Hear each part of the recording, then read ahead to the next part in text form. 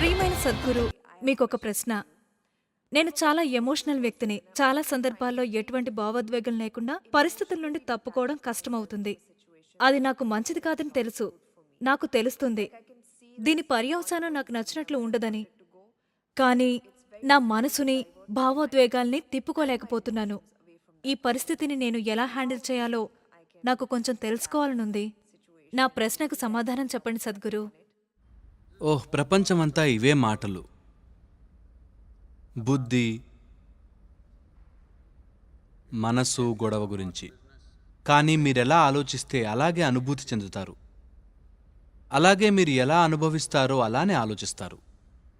ఒక్కొక్క వ్యక్తికి ఒక్కొక్కటి ముందు వస్తుంది.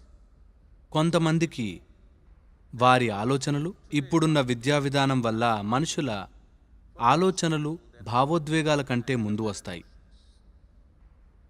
కానీ ఇప్పటికీ చెప్పుకోదగ్గ సంఖ్యలో ఆలోచనల కంటే ముందు భావోద్వేగాలు వచ్చే మనుషులున్నారు.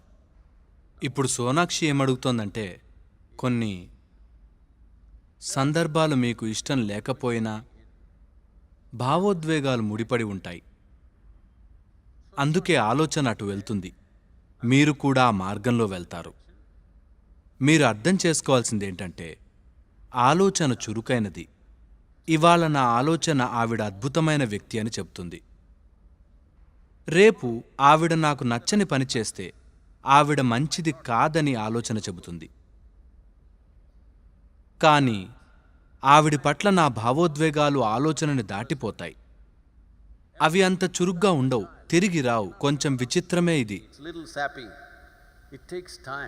దీనికి సమయం పడుతుంది. ఈలోపు మీకు సంఘర్షణ తప్పదు. ఎందుకంటే మీ ఆలోచన వద్దని చెప్పినా మీ మనోభావం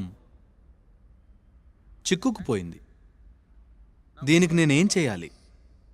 మీ భావోద్వేగం ఆలోచనల్ని కంట్రోల్ చేయకండి. ఎందుకంటే మీ బుద్ధి యొక్క లక్షణమే అది. అది ఎవరి గురించైనా ఆలోచించకూడదు అనుకుంటే ఇక అదే ఆలోచన జీవితాంతం ఆలోచిస్తారు. అందుకని తప్పని ఆలోచనలు, భావోద్వేగాలు వచ్చినప్పుడు మీరు చేయాల్సింది అవి ఎలా ఉన్నాయో అలాగే చూడండి. వాటిని ఆపద్దు. మీరు ఆపిన క్షణమే అవి వెయ్యింతలవుతాయి. మన ఈ బుద్ధిలో తీసివేతలు, భాగాహారాలు లేవు. కేవలం కూడికలు, గుణకారాలే. అందుకే మీరేం చేయాలంటే, ఒకటి అర్థం చేసుకోండి. మీ ఆలోచనలు, భావోద్వేగాలు కేవలం మీకున్న జ్ఞాపకాలు, సమాచారాల రూపమని. జ్ఞాపకానికి కాస్త వాసన ఎక్కువ, తిరిగి వస్తూనే ఉంటుంది. దాన్ని అలా చూస్తూ ఉండాలంతే, కొంచెం దూరం నుంచి. ఇది ఎలా అంటే, ట్రాఫిక్లో ఇరుక్కున్నారు, మీరు ఎయిర్పోర్ట్కి వెళ్ళాలి. ఎంత ఒత్తిడి, ఎంత చిరాకు కలుగుతుంది మీకు. ఎలాగో అలా చేరుకొని విమానం ఎక్కారు. అక్కడి నుంచి కిందకి చూస్తే అదే ట్రాఫిక్ జామ్ ఎంత అందంగా కనిపిస్తుంది.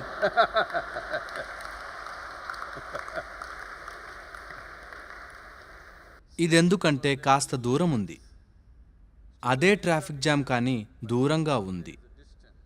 ఇప్పుడు ఇబ్బంది లేదు. అదే విధంగా మీ ఆలోచన, భావోద్వేగాలతో కూడా కొంత సాధన చేయాలి. వాటి నుంచి మీ మానసిక, శారీరక ప్రక్రియల్ని దూరం పెట్టాలి. మీరు గనక ఒక్కొక్క విషయాన్ని పట్టుకు పాకులాడితే అవి వేల రెట్లుగా పెరిగిపోతాయి.